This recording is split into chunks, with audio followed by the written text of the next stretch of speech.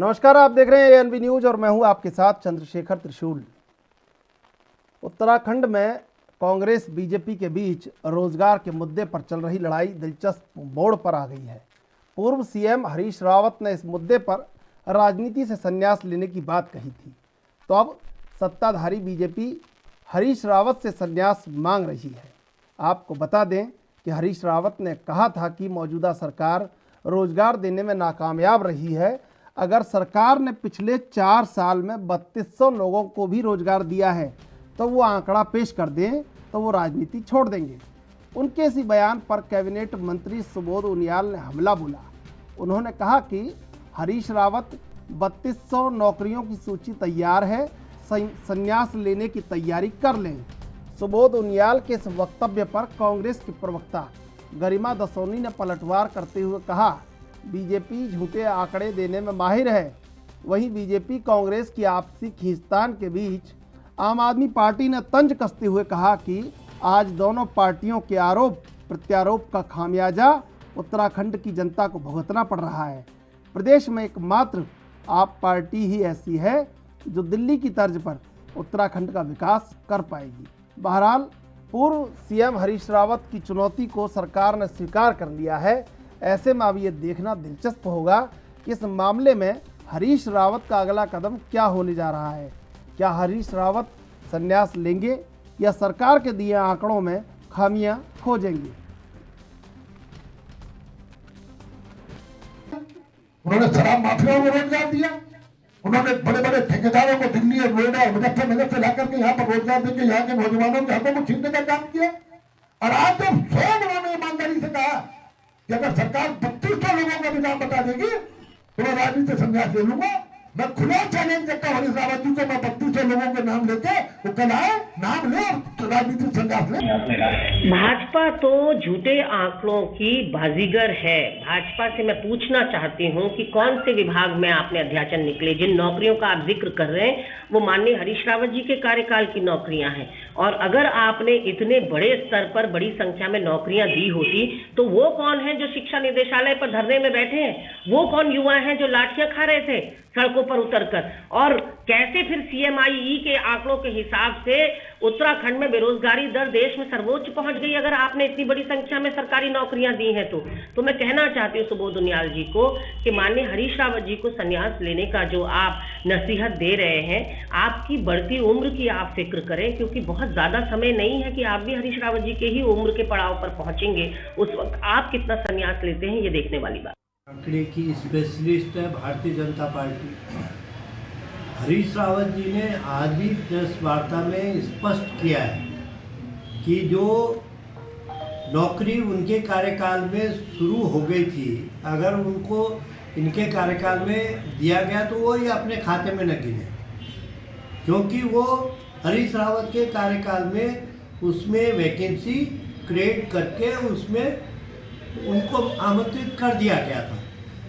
आज भी उनका चैलेंज है कि ये नाम बताएं, उनकी लिस्ट बताएं कि जो इन्होंने रोजगार दिए हों, इस सरकार ने इन 5 सालों में उनकी सूचना जारी की हो और उनके इंटरव्यू लिए हों और उसमें उनको नौकरी के प्रमाण पत्र दिए हों। जरा ऐसे आंकड़े दे दें, वो आज भी तैयार है। उन्हीं बातों पर वो आज भी अड़िग है। ये भारतीय जनता पार्टी फर्जी आंकड़ों की पार्टी है, फर्जी गुमराह करने वाली है। और माननीय सुबोध उनियाल जी, आप बहुत वरिष्ठ हैं, बहुत सम्मान करता हूँ, लेकिन आप भी इस फर्जी आंकड़ों की पार्टी में लिप्त हो गए। आज उत्तराखंड राज्य की कितनी बड़ी विडंबना है कि वे 2 पार्टियां जिन्होंने 20 साल तक 10-10 साल के रूप में उत्तराखंड में राज किया, और आज वो दोनों पार्टियां जनता का ध्यान भटकाने के लिए एक दूसरे पर आरोप और प्रत्यारोप की राजनीति कर रही हैं। हरीश रावत जी कहते हैं कि आप रोजगार के आंकड़े दिखाइए, अरविंद पांडे जी कहते हैं कि पूत के पांव जहां हैं उनको वहीं रहना चाहिए क्योंकि कांग्रेस खत्म हो रही है। जनता चाहती है कि ये दोनों पार्टियां उनके लिए काम करें, प्रदेश के लिए काम करें, शिक्षा, रोजगार, स्वास्थ्य और पलायन के लिए काम करें, लेकिन सिर्फ और सिर्फ जनता का ध्यान मुद्दों से भटकाने की राजनीति इस समय दोनों ही पार्टियां मिलकर खेल रही। मैं जनता को भरोसा दिलाना चाहती हूं कि हम लोग किसी तरह के आरोप और प्रत्यारोप की राजनीति में भरोसा नहीं करते। जो हम लोग कहते हैं वो करते हैं। एक बार आप विश्वास कीजिए आम आदमी पार्टी पर और हंसिए इन दोनों राजनेताओं की इस राजनीतिक बुद्धि पर कि वो सिर्फ और सिर्फ एक दूसरे पर आरोप और प्रत्यारोप लगाने की घृणित राजनीति कर रहे हैं, जिसका खामियाजा 20 साल से जनता ने भुगता।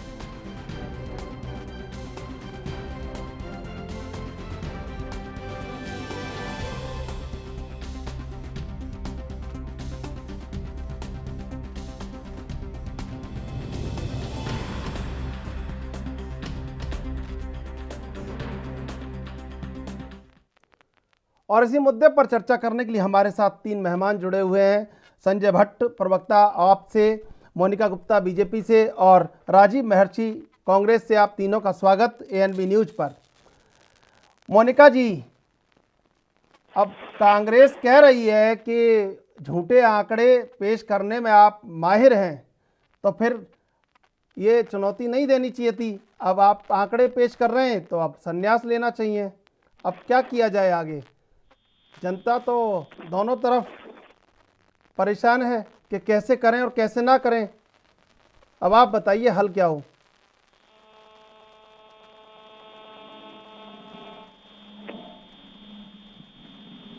मोनिका जी, आवाज मिल पा रही है आपको?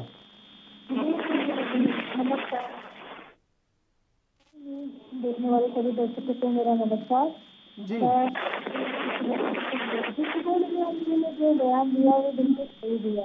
पिछले 5 साल हरीश रावत जी ने जिस तरीके का शासन दिखाया है वो जनता बिल्कुल भी नहीं दोहराने के मूड में है। जनता बिल्कुल भ्रमित होने वाली नहीं है। जनता बिल्कुल घोटालेबाज सरकार को दोबारा नहीं चयन करेगी। जनता जान रही है कि जो त्रिवेंद्र रावत जी ने, तीरथ सिंह रावत जी ने और जो अभी हमारे यशस्वी मुख्यमंत्री पुष्कर सिंह धामी जी जिस तरीके का काम कर रहे हैं, निष्पक्ष, जीरो टॉलरेंस का बहुत अच्छा उदाहरण दिया गया त्रिवेंद्र रावत जी द्वारा। इस समय तेज तर्रार युवा नेता, युवा सीएम हमारे पुष्कर सिंह धामी जी जो पूरी तरीके से हर मुद्दे को देख रहे हैं और हर मुद्दे पर युवाओं की समस्याओं को लेकर आगे बढ़ रहे हैं। कई सारी योजनाएं उन्होंने इस समय पेश की हैं जिनका मैं ब्यौरा भी लेना चाहूंगी, जैसे कि 22 से 24 हजार सरकारी रिक्त पदों की नियुक्ति प्रक्रिया शुरू कर दी गई है। अतिथि शिक्षकों का वेतन 15,000 से बढ़ाकर 25,000 कर दिया गया है। मार्च 22 तक प्रतियोगी परीक्षाओं का शुल्क माफ किया गया है। ये बहुत बड़ी बात है क्योंकि बहुत सारे बच्चे सिर्फ शुल्क ही, इनके कार्यकाल में होता क्या था, हरीश रावत के कार्यकाल में तो मैं खुद अपने परिवार का ही उदाहरण पेश करूंगी कि मेरा एक ब्रदर जिसका खुद का 5 साल का करियर इसी वजह से चौपट हुआ कि वो हर बार सिर्फ फॉर्म ही भरे जाते थे, उसके बाद ना परीक्षाएं होती थी ना उसके ऊपर कोई कार्रवाई की जाती थी। तो मेरा ब्रदर खुद ये बात बोलता था कि दीदी कब तक और कैसे चलेगा, हम फार्म भर के सरकारी खजाने में बस पैसा जमा कराने के लिए है। तो सिर्फ युवाओं को भ्रमित करते थे, उसके आगे कोई काम नहीं करते थे। अगर मान लीजिए कि युवाओं में क्षमता है और वो आगे निकल के आना चाहते हैं, अगर आप युवाओं को इतना ही सोचते थे, क्यों नहीं शुल्क माफ कर दिया गया? आप तो जानते हैं कि हमारे स्टेट में लोगों की माली हालत किस तरीके की है, किस तरीके से लोग अपना गुजारा बसर चलाते हैं। जो बेचारे बच्चे पढ़ रहे हैं, जिनका आगे उज्जवल भविष्य है, कैसे कैसे अपने पैसों को जमा करते हैं और किस तरीके से इन फॉर्म को भरते हैं, मैं अपने परिवार का प्रत्यक्ष देख रही थी। और मुझे उस समय ये लग रहा था कि ये स्टेप कोई ना कोई आए और हमारे युवाओं के लिए इस स्टेप के बारे में जरूर सोचें, क्योंकि ये हर परिवार की समस्या है। 1500, 2000 ये शुल्क छोटी बात नहीं होती है। बिल्कुल, तो ये एक बिल्कुल राजीव महर्षि जी, राजीव महर्षि जी, आपने कहा कि आपके नेता हैं हरीश रावत, उन्होंने कहा कि संन्यास ले लेंगे। अब बीजेपी आंकड़े पेश करना चाह रही है, उनके मंत्री कह रहे हैं कि आंकड़े पेश करने को तैयार हैं, तो आप कह रहे हैं कि वो झूठे आंकड़े पेश करने में माहिर हैं। तो अब दोनों बातों में किस पे भरोसा करें?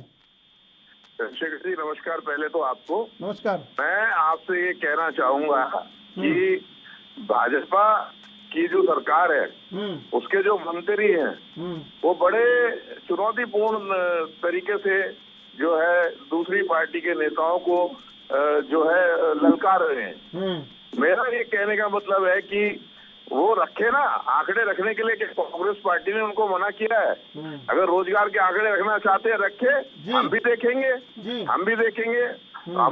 माननीय हरीश रावत जी भी देखेंगे, और वो रखे अपने आंकड़े जो उनके पास हैं, और हम उस पर जो है उसको देखेंगे, हम भी उसका अध्ययन करेंगे। तो वो कह रहे हैं कि कहाँ बताइए कहाँ रखे जाएं, कहाँ पे वो आएंगे और कहाँ वो मिलना है, वो तो तारीखें पूछ रहे हैं आपसे, तारीखें और जगह पूछ रहे हैं आपसे।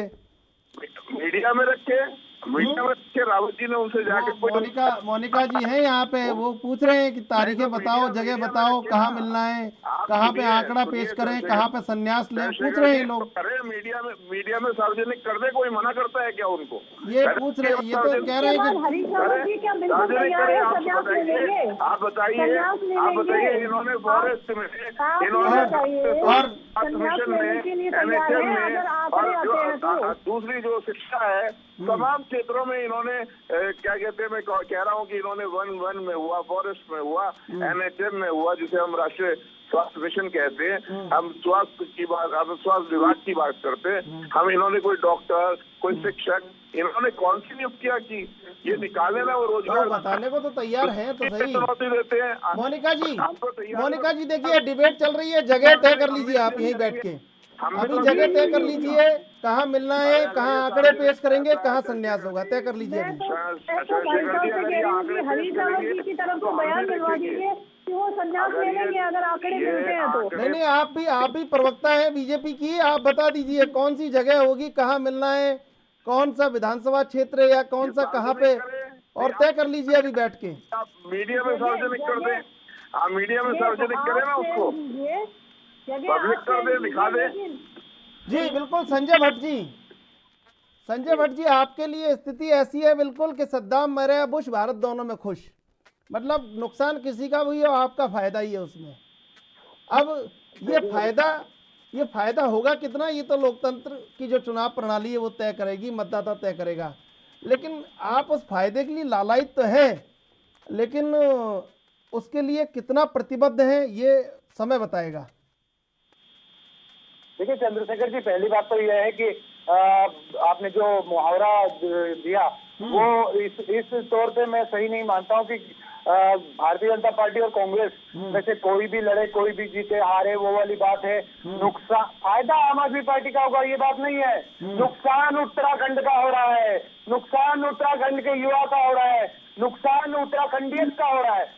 बात ये है, बिंदु ये है, किस राजनीतिक पार्टी को जीत मिलेगी हार मिलेगी वो अंतिम दिन तय होगा, जनता तय करेगी, जनता जनार्दन ने तय करना है।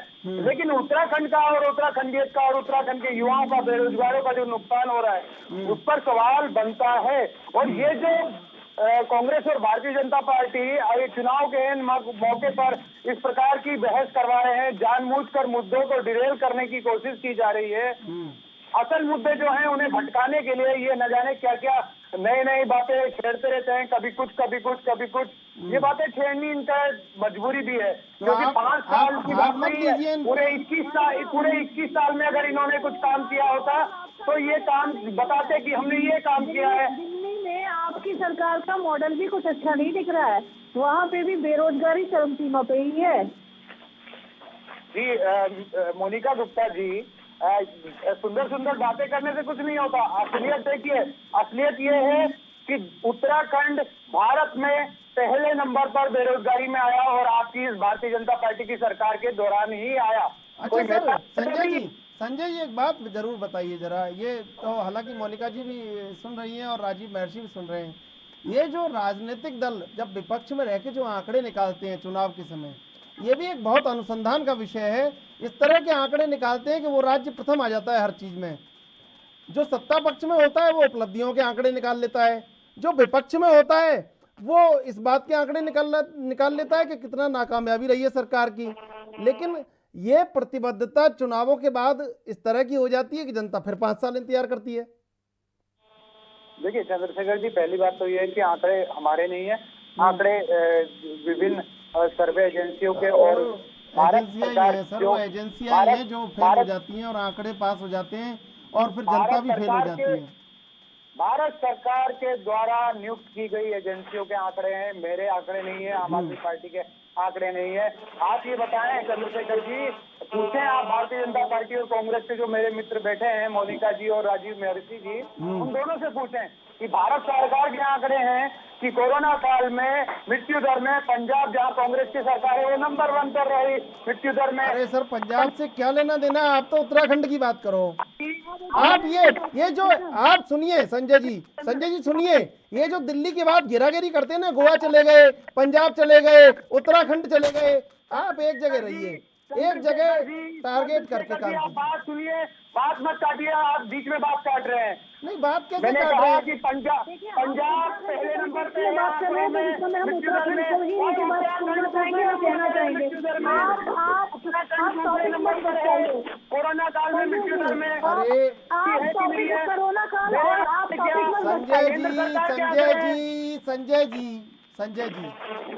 संजय जी, हम उत्तराखंड के परिप्रेक्ष्य में बात कर रहे हैं, पंजाब कहाँ से आया? के परिप्रेक्ष्य में ही बात कर रहा हूँ कि उत्तराखंड दूसरे नंबर पर भारत में रहा मृत्यु दर में कोरोना काल में। ये उत्तराखंड की बात नहीं है तो किसकी बात है?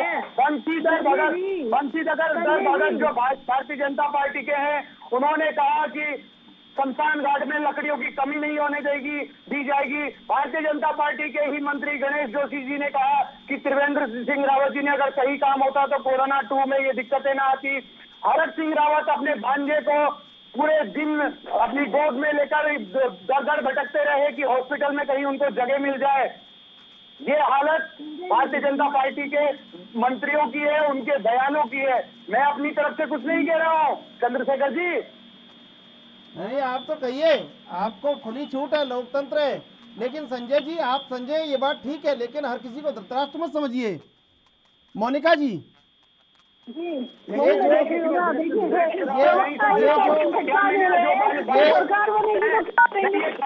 मोनिका जी सुन लीजिए।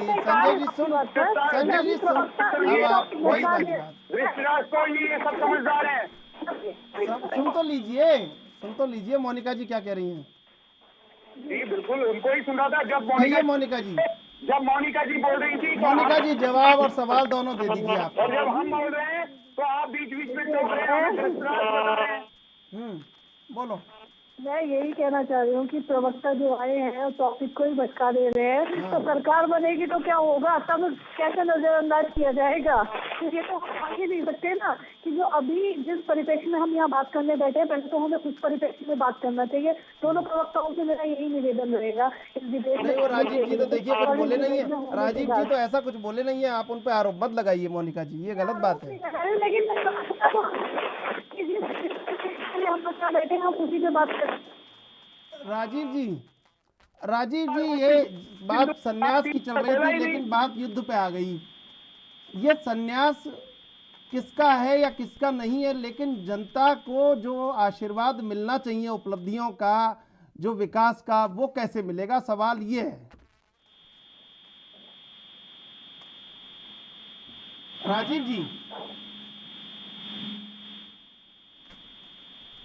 राजीव जी की आवाज नहीं आ रही। जी राजीव जी बोलिए। राजीव जी, ये संन्यास कौन लेगा या कौन नहीं लेगा, ये सवाल ये नहीं है। सवाल ये है कि आशीर्वाद, उपलब्धियों का, विकास का जनता को कैसे प्राप्त होगा। देखिए, ऐसा है कि इन्होंने, पहले तो मैं इनकी संजय भट्ट जी की जवाब दूंगा जिसमें इन्होंने पूछा कि 21 साल में कांग्रेस बीजेपी ने क्या किया। जो काम माननीय नरेंद्र तिवारी जी कर गए वो 20 साल में, खैर आम आदमी पार्टी और भारतीय जनता पार्टी के लोग सपनों में भी वो नहीं सोच सकते। हेलो, ठीक है, जो काम उन्होंने किया, उन्होंने जो ये लाखों करोड़ रुपए का जो उन्होंने निवेश इस प्रदेश में करवाया माननीय नरेंद्र तिवारी जी ने, वो मैं नहीं समझता हूँ कि भारतीय जनता पार्टी के और जो आम आदमी पार्टी के लोग हैं वो वहां तक पहुंच भी पाएंगे। ये कभी अपनी कल्पना भी नहीं कर सकते हैं कि इतना विकास, जितना औद्योगिकरण इस प्रदेश में एक पर्वतीय राज्य में हो सकता था, उन्होंने अपने समय पे कर लिया था। भारतीय जनता पार्टी की सरकार आई, एक नया यूनिट आज तक नहीं लगाया, ठीक है। करोड़ों रुपया इन्होंने जो है इन्वेस्टमेंट समिट के नाम पर खर्च करा और एक भी नया उद्योग जो है इस प्रदेश में नहीं लगाया। ये अभी चैलेंज कर रहे हैं कि कांग्रेस पार्टी ने क्या किया, इन्हें मालूम नहीं है, इनको नॉलेज नहीं है, इनको ज्ञान नहीं है इस चीज। दूसरी चीज मैं आपको बता देना चाहता हूँ कि जहां तक रही जनता की बात, तो जनता को निश्चित तौर पर जनता का जो साथ है, जनता को जो आगे जो हम राहत पहुंचाएगी, कांग्रेस पार्टी ही पहुंचा सकती है। कांग्रेस पार्टी इस प्रदेश में निश्चित तौर पर इस विधानसभा चुनाव के बाद सरकार कांग्रेस पार्टी की स्थापित होगी और कांग्रेस पार्टी जो है जनता को तमाम जो भारतीय जनता पार्टी के समय की जो निरंकुशता है, बेरोजगारी पर, महंगाई पर और जो है मैं कहूँगा जो भी शिक्षा, स्वास्थ्य, जो भी क्षेत्र है, सब चीजों में राहत पहुंचाने का काम करेगी। मैं नहीं समझता कि भारतीय जनता पार्टी के और आम आदमी पार्टी के जो नेतागण हैं उनकी सोच इस प्रकार की हो सकती है। मोनिका जी देखिए, संन्यास के लिए तो बिल्कुल मना कर दिया है, अब आप बताइए कैसे लड़ेंगे?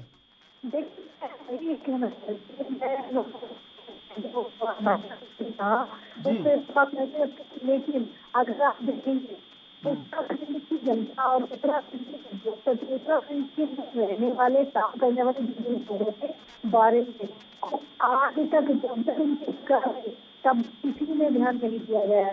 तब भी हुआ क्या था, सारे उद्योग बाहर से लगाए गए, सारा इन्वेस्टमेंट बाहर से लोगों को, वहाँ लोगों को सब्सिडी मिली, उन्होंने फायदे उठाए तो वो यहाँ से पलायन भी कर गए अपने देश के साथ। तो ये मॉडल ये लोग लेके आए। घोटालों की सरकार ने चाहे ने चलाई तो भी यही था, जब कर रहे थे तो भी यही था। होता क्या है कि इन्होंने उत्तराखंड की जनता को देखते हुए कोई नीति नहीं बनाई कि यहाँ की जनता को रोजगार कैसे मिलेगा, यहाँ के लोग कैसे काम को आगे बनेंगे, प्रति व्यक्ति आए यहाँ की कैसी बढ़नी चाहिए। उसके बाद से एक बार भी किसी से बात नहीं करी। इन्वेस्टर समिट कराते हैं और उससे पहले जब इन्होंने उद्योग लगाने के लिए बुलाया गया तो उत्तराखंड में लोग नहीं थे क्या? उनके लिए कोई ऐसी पॉलिसी नहीं बन सकती थी कि हर बिजनेसमैन या हर इन्वेस्टर जो उत्तराखंड में आ रहा है 30% या 20% शेयर यहाँ के भी उद्योगों में, यहाँ के लोगों का भी रखेगा। यहाँ की जमीनों का दोहन करते हैं लोग, यहाँ के वन संपदा का दोहन करते हैं, यहाँ की माइनिंग का दोहन करते हैं, दोहन करके यहाँ से बाहर के राज्यों में चले जाते हैं। ये सिर्फ और सिर्फ अपना बिजनेस मॉडल, अपनी जेब भरने के काम करते हैं। इसके अलावा इन्होंने कोई उपलब्धि दी नहीं है उत्तराखंड की जनता को। अगर दी होती तो जब इन्होंने सरकार चलाई है तो पलायन क्यों नहीं रुका, पलायन कमेटी का गठन क्यों नहीं हुआ? ये हमारे माननीय मुख्यमंत्री पुष्कर सिंह धामी जी ने अभी इस गठन को सिर्फ और सिर्फ भाजपा लेके आई है ना। हमारी जो नीतियाँ हैं घोटालेबाजी नहीं है, लोगों को इन्वेस्टमेंट करने का मौका इस तरीके से नहीं दिया जाता कि उत्तराखंड को लूट के ले जाओ। ये तो हमेशा से लोगों के नाम पर, रोजगार के नाम पर उत्तराखंड की लूट मचाई है कांग्रेस सरकार ने। अगर जो इस बात को जवाब ले लेते हैं राजीव महर्षि से एक बार, संजय जी एक बार जवाब ले लेते हैं, फिर आपके लिए जो पूछा है उन्होंने वो आपसे पूछ लेंगे। राजीव महर्षि जो कह रहे हैं कि पलायन क्यों नहीं रुका अगर विकास हुआ तो। हेलो राजीव जी, मोनिका जी कह रही है, बीजेपी कह रही है कि विकास हुआ तो पलायन जो है वो क्यों नहीं रुका। आवाज बंद कर दी क्या? नहीं, क्यों करेंगे आपकी आवाज बंद? आपकी आवाज क्यों बंद करेंगे राजीव जी, ये कैसी बात कर रहे हैं आप? हेलो, नहीं मैं नहीं बोल रहा हूँ आपको आवाज के लिए, मेरे को आ रही है आवाज। आ रही है ना? ये संजय जी की बंद नहीं की है आवाज किसी की बंद नहीं की है। लोकतंत्र है, स्वस्थ लोकतंत्र है। मैं ये बात नहीं कह रहा हूँ आपसे, मैं नहीं कह रहा हूँ, मेरे को राजीव जी अब वो बता दीजिए, वो कह रही हैं कि विकास हुआ तो पलायन क्यों नहीं रुका? सिर्फ मोनिका जी की आवाज आ रही है। मैडम, विकास पूरी दुनिया जानती है, पूरा देश जानता है, पूरा प्रदेश सब लोग जानते हैं कि इन्होंने कितना विकास भारतीय जनता पार्टी ने किया है। अभी जब चुनाव होगा और जनता इनको साफ साफ स्पष्ट तौर पर बता देगी कि इन्होंने क्या क्या काम किया, किस किस क्षेत्र में काम किया, ये इनको सबक मिलने वाला है। आप थोड़ा सा इंतजार रखिए, 2-3 महीने की बात है, ज्यादा लंबा समय नहीं लगेगा और भारतीय जनता पार्टी के लोगों को ये समझ में आ जाएगा कि इन्होंने कोई विकास नहीं किया, इसीलिए जो है इनकी अशेष प्रदेश छुट्टी कर दी गई। इन्होंने किसी आज विकास की बात कर रहे हैं, आज महंगाई की दर देखिए आप, ये भारतीय जनता पार्टी की सरकार ही है इस देश में। आज महंगाई देखिए कहां से कहां पहुंच गई है। आप देखिए एक्साइज ड्यूटी 9 रुपए से कहां पहुंच गई है, 30 रुपए 32 रुपए पर। आप देखिए बेरोजगारी की दर किस प्रकार से जो है यहाँ पर रोजगार जो है या 0.3% से भी नीचे पे आ गया है। ये निश्चित तौर पर भारतीय जनता पार्टी की सरकार के कृत्यकलाप है, जिसकी वजह से आज जनता जो है पूरी तरीके से त्रस्त है। महंगाई का आलम मैंने आपको बताया, तेल, खाद्य सामग्री, इन चीजों के आप रेट देखिए, आप पेट्रोल डीजल के रेट देखिए, आप खाद्य तेल के रेट देखिए, आप देखिए जनता गरीब आदमी कहाँ से क्या करेगा। आज आप सब्जियों के रेट देखिए। नहीं ये देखिए राजीव जी ये ठीक जो आप कह रहे हैं वो सब बात है आपकी जायज हो सकती है। एक सवाल वो पूछ रही हैं शेखर जी, आप और हम भी लोग खाना खाते हैं, आपको नहीं पता किस प्रकार के रेट है इसका इस्तेमाल क्या आपके किसी से छुपा हुआ है? राजीव जी वो ये पूछ रही है अपील करना चाहूंगी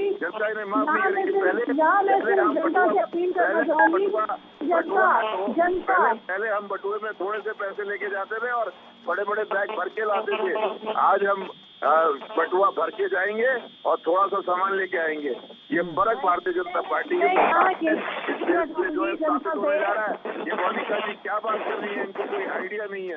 आप बताइए रे महंगाई का क्या हालत है, बेरोजगारी तो आई, लेकिन महंगाई का क्या हालत है आप इसको बताइए। आज हम इसके खिलाफ जन जागरण अभियान की शुरुआत करी है कांग्रेस पार्टी ने और जनता को जन जन के पास ये बात लेके जा रहे हैं कि भारतीय जनता पार्टी ने इस देश को, प्रदेश को महंगाई के अलावा कुछ नहीं दिया है। आम आदमी को करने के लिए मजबूर भारतीय जनता पार्टी को सबक मिलेगा, बहुत जल्दी इन्हें सबक मिलेगा। ये मोनिका जी से कहिए, ये भी सब्जी और घी खरीदती है, तेल खरीदती है और पेट्रोल डीजल खरीदती है, इन्हें पता चलेगा क्या रेट है, इन्हें मालूम नहीं है क्या? बिल्कुल मोनिका जी, संजय जी, राजीव जी, आप तीनों का बहुत बहुत धन्यवाद डिबेट में जुड़ने के लिए। मुद्दा वही है, संन्यास के लिए कोई तैयार नहीं है, सब युद्ध के लिए तैयार है, लेकिन सबसे बड़ी बात कि जनता को फायदा कब मिलेगा, जनता को उपलब्धियों का, विकास का आशीर्वाद कब मिलेगा, ये सवाल चुनाव तक बना रहेगा और चुनाव के बाद कैसे तय होगा ये सरकार तय करेगी आने वाली। बहरहाल देश विदेश की ताज़ा तरीन खबरों के लिए आप देखते रहिए एनबी न्यूज।